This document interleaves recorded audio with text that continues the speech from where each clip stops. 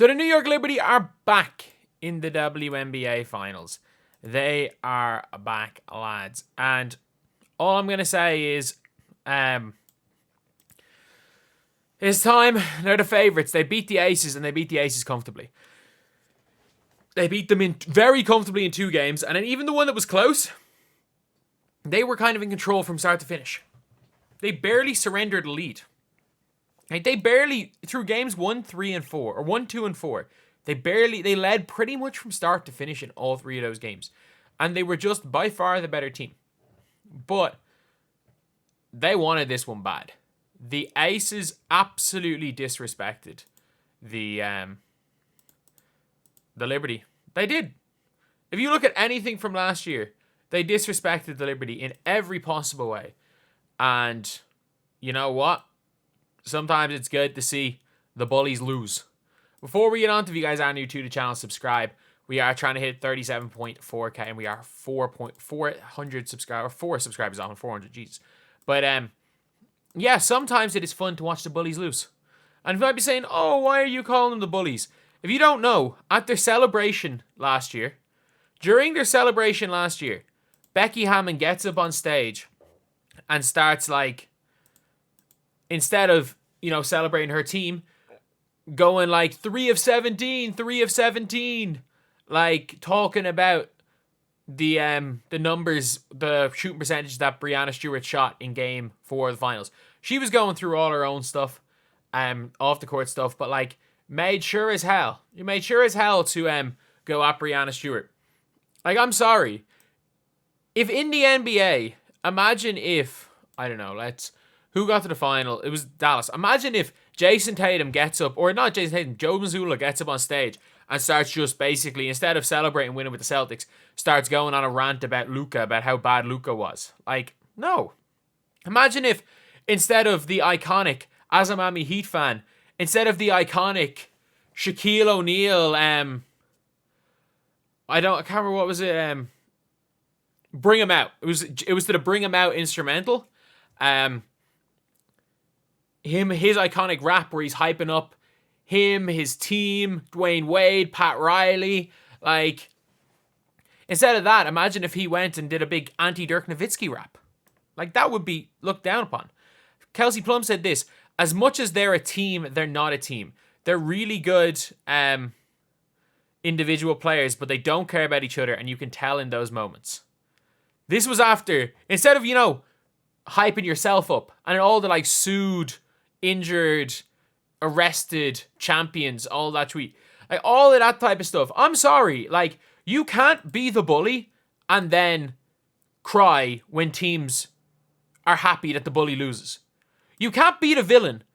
I'm like, look, I'm sorry. If any NBA player said this about...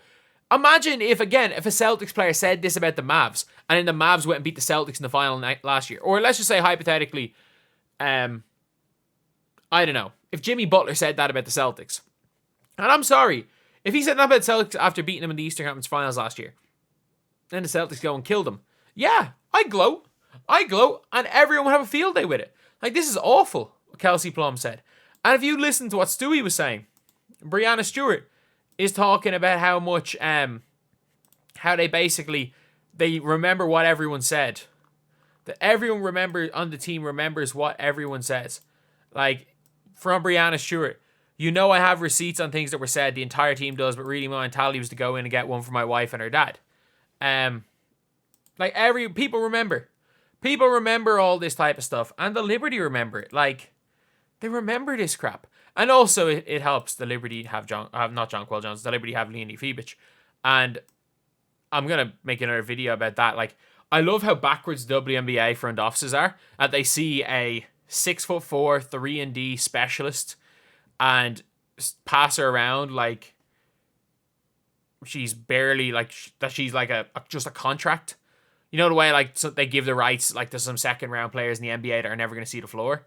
Like, they're trading her around like that because, she doesn't pop.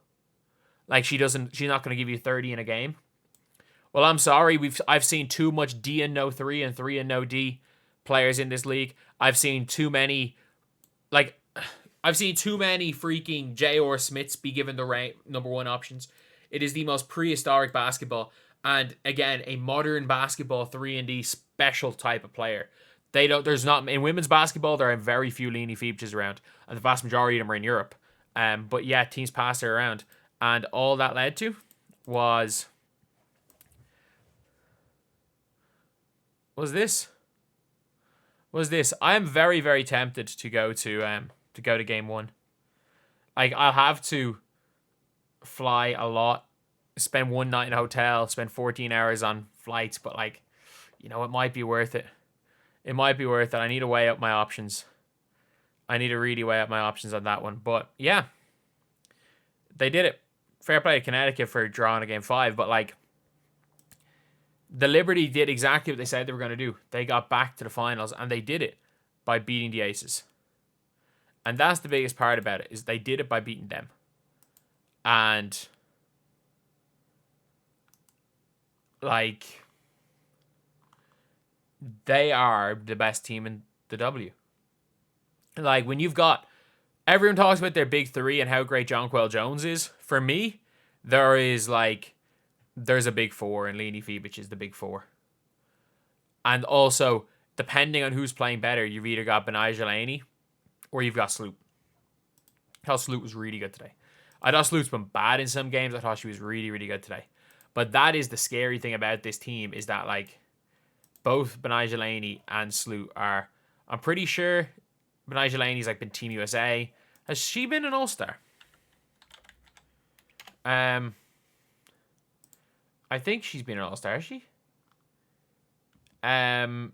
She was an All-Star 3 years ago. And she was on Team USA the next year. Like, she was on the World Cup winning Team USA team in 2022.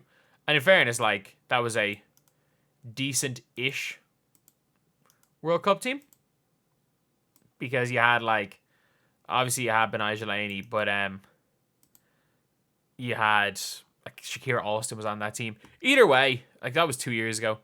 And then Courtney Vandersloot is, like, they went under screens on Sloot, which is not smart to do. As much as she's not anything, like, really, really special anymore, she still can pass the ball. She can still hit open jump shots. And yeah, just a big, big, big, big win. A big win for the Liberty. And I'm happy. And if you want to say, oh, the Aces aren't the bullies, I'm sorry. They said this. I'm sorry. They went up on stage and started insulting her field goal percentage. Instead of celebrating their own wins in their own win, they made sure as hell they did everything they could to put down their opponents in the meantime. Whether you like the Aces or not, the Aces are the bullies. They are. If an NBA team did this, they would be hated.